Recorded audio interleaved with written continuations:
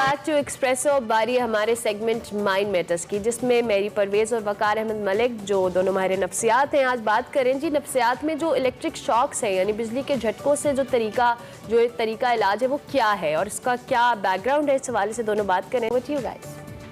Thank you very much. ECT और इस तरह के बहुत से और साइकोलॉजिकल ट्रीटमेंट्स या साइकियाट्रिक ट्रीटमेंट्स जो कि 18, 19, 20th सेंचुरी के अंदर जो है वो इस्तेमाल किए गए, जिसकी वजह से कई लोग आज तक डरते हैं साइकियाट्रिक या साइकोलॉजिकल ट्रीटमेंट के ऊपर जाने पर।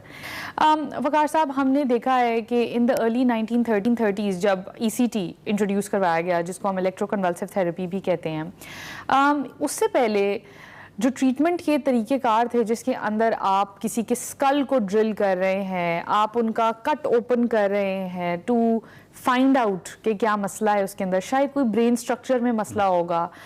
ठीक है, उसने एक्सपेरिमेंटेशन के अंदर आज अगर हम देखें तो ठीक है, उसने किसी हद तक हमें हेल्प किया है, but at the same time उसकी वजह से इतनी ज़्यादा हॉरिफिक स्टोरीज़ हैं जिसकी वजह से लोग डरते हैं। तो आज ECT जब प्रैक्टिस की जाती है तो उसको हम कहते हैं कि जी आपके इतने नंबर ऑफ सेशंस और इतनी इंटेंसिटी और ये वो सारी चीज़ें। क्या आपको लगता है कि हमारे यहाँ जो डॉक्टर साइकियाट्रिस्ट या अदरवाइज हॉस्पिटल्स के अंदर इस चीज़ को प्रैक्टिस किया जा रहा है, कितना किया जा रहा है, ये क्या सारी साइंस है? बेसिकली ECT जो है वो मुझे जहाँ तक याद आता है ना, आपकी एक्चुअली जहाँ से आपने बहुत शुरू में जब इब्तिदा में कुछ बातें की हैं, उससे मेरे जहन में एक चीज़ आ रही थी कि हम आज से 20-25 साल पहले गिलगित जाते थे ना, तो वहाँ पे एक बहुत बड़ा बोर्ड बाज़ार में लगा हुआ था कि पत्नी साइकोलॉजिस्ट फलां फलां फलां, और नीचे बहुत बड़ा बड़ा लिखा हुआ था कि यहाँ बिजली के झटके मुफ्त लगाए जाते हैं। तो वो मेरा इंट्रोडक्शन था साइकोलॉजी के साथ, तो ऑफ कोर्स को अच्छा नहीं था। मैंने भी लोगों को बिजली के झटके देने हैं। तो ये बेसिकली जो बिजली के झटके हैं ये इस तरह नहीं है। ECT बहुत कमाल चीज़ है, लेकिन बात यह है कि बेसिकली दो तरह की चीज़ें। एक तो स्टिग्मा है, डेफिनेटली स्टिग्मा है, लोग ये समझते हैं कि पता नहीं ये, और बाकायदा एक तहरीक भी है और इस चीज़ को कोई अच्छा नहीं समझा जाता। इवन मेन स्ट्रीम जो साइकोलॉजी है उसके अंदर भी ट्रीटमेंट का ये जो थेरेपी है इसको कोई इतना मुनासिब इसलिए नहीं समझा जाता कि एक्चुअली ये दो चीज़ों में बहुत किसी हद तक ये रिजल्ट इसने दिए हैं, एक तो बाइपोलर में और एक मेजर डिप्रेशन में। तो अच्छा, ये अगेन सबसे पहली चीज़ ये है कि ये जो ECT है ये सिर्फ उस सूरत में इस्तेमाल की जाती है जबकि तमाम ट्रीटमेंट्स फेल हो चुकी हो, जिसके अंदर आपकी साइकोथेरेपी भी है, मेडिकेशन भी है। जी बिल्कुल, मेडिकेशन भी फेल हो गई है, थेरेपीज भी फेल हो गई हैं। ये कहीं उस जगह जाके फिर बाइपोलर है और मेजर डिप्रेशन है, तो उस सूरत में जाके ये आखिरी तौर पे किया जाता है और डेफिनेटली रिजल्ट देता है। अच्छा, इसमें फिर एक और चीज़ है, बिजली के झटकों से मुराद ये नहीं है कि वो आपको कोई करंट लगा रहे होते हैं, उस तरह नहीं है। ऑफ कोर्स बहुत कंट्रोल्ड होता है। किसी ज़माने में जिस तरह आपने शुरू में कहा था 1930s की बात की थी, उस वक्त जो हुआ करता था और उस वक्त ये इत्तफाकन ये सब कुछ दरियाफ्त हुआ, लेकिन वो वाकई झटके थे।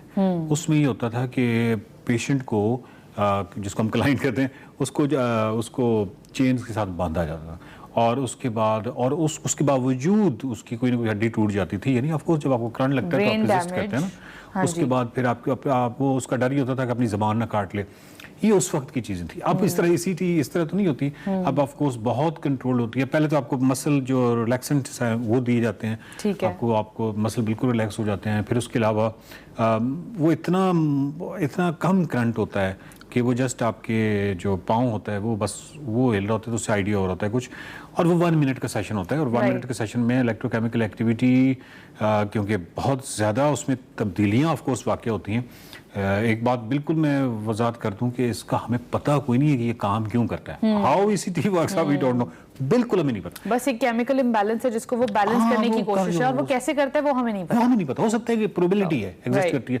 हो सकता है कि वो ए जो है मिस्टर ए, उसको ECT हुई तो उसकी इलेक्ट्रोकेमिकल एक्टिविटी जो है उसकी प्रोबेबिलिटी ये है कि वो बेहतर हो गया। किसी और को लगाई तो हो सकता है वो बेहतर ना हुआ। सो ऑफ कोर्स ये उस सूरत में इख्तियार करने में मेरा नहीं ख्याल कि कोई हर्ज है, जबकि आपको मालूम है कि मेडिकेशन भी फेल हो गई है और थेरेपीज भी फेल हो गई हैं और तो फिर ये लास्ट के तौर पे इसको किया जा सकता है। लेकिन एक चीज़ आपको और वजाहत थोड़ी सी कर दूँ कि हमारे यहाँ जो अताई हैं या हमारे यहाँ जो जाली हकीम और डॉक्टर्स होते हैं ان کے ہاں یہ چیز پائی جاتی ہے. اور بلکہ ایک صاحب کو تو میں جانتا ہوں وہ فالج کا علاج اسی طرح کرتے ہیں. ہمارے گاؤں میں یا مختلف علاقے کی جو سراؤنڈنگ میں لوگ ہیں, کسی کو فالج ہو تو وہ ان کے بارے میں یہ ہے کہ فوری اس تک اگر پہنچا دو تو وہ انسان ٹھیک ہو سکتا ہے. اچھا وہ 500 میں سے ایک کیس ٹھیک ہو بھی سکتا ہے, لائک انہوں نے کوئی ڈائریکٹ کرنٹ ہی لگا دیا, نہیں ہوگا وہ کہیں گے آپ نے دیر کر دی. آف کورس 499 نہیں ہوئے ہوں گے, اور مارکیٹنگ تو آف کورس اس ایک کی بنیاد پہ ہوگی نا, کنفرمیشن بائس کی بنیاد پہ ہوگی. تو اس طرح کی جو ہے یہ بہت ہی خوفناک پریکٹسز ہیں. یہ اگر ای سی ٹی اگر کسی بھی جگہ پہ درست ہے, یہ نہیں اسٹگما ہے, میں بالکل بھی نہیں کہہ رہا کہ ای سی ٹی ورک نہیں کرتی ہے. بائیپولر میں, میجر ڈپریشن میں بالکل کرتی ہے اس صورت میں جبکہ آپ کروانی اس صورت میں جبکہ آپ کی مکمل علاج سر, اور دوسرا کسی آف کورس پروفیشنلز. رائٹ. اور اس کے علاوہ یہ بھی ہے کہ آپ کے جو الیکٹروڈز ہیں, جیسے پہلے آپ نے بتایا کہ وہ چینز کو اٹیچ کر کے اس طرح سے کرتے تھے, یا there was this جیسے ہاسپٹلس میں شاید ابھی بھی وہ پلاسٹک کسی وہ ایک چیز ہوتی ہے جسے آپ کو ہولڈ کیا جا سکتا ہے, وہ اس وجہ سے تھا تاکہ آپ کو فزیکل ڈیمیج سے جو ہے وہ بچایا جائے.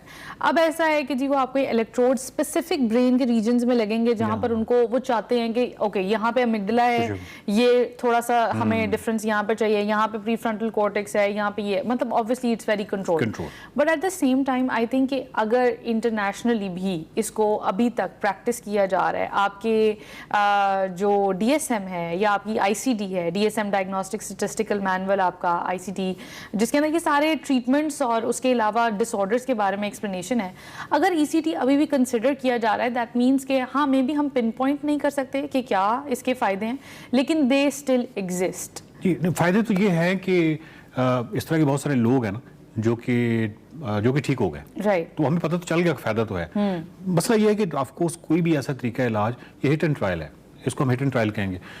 ہٹ اینڈ ٹرائل کی بنیاد پہ بھی ہم علاج کو تو کنٹینیو رکھتے ہیں نا, کیونکہ اگر ہمیں نہیں بھی پتا کہ یہ علاج کیسے کام کر رہا ہے تو ایون دین کیونکہ وہ رزلٹ دے رہا ہے تو ہم وہ اس کو کنٹینیو تو کرتے ہیں. سو یہ ہے ہٹ اینڈ ٹرائل, لیکن کیونکہ رزلٹ دے رہا ہے تو ٹھیک ہے مطلب. اور یہ اگین پھر یہ کہوں گا کہ یہ صرف وہ صورت میں ہوتا ہے کہ جب آپ کی میڈیکیشن تھراپی سب کچھ ناکام ہو جائے, تو یہ آخری اقدام کے طور پہ یہ ہوتا ہے.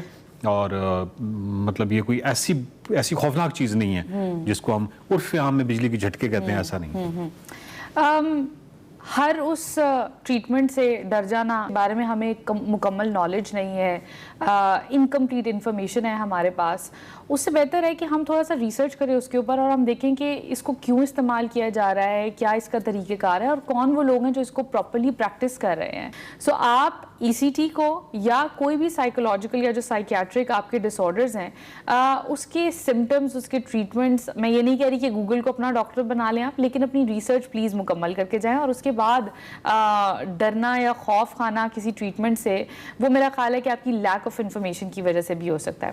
Thank you very much. We'll be back with very interesting topics again.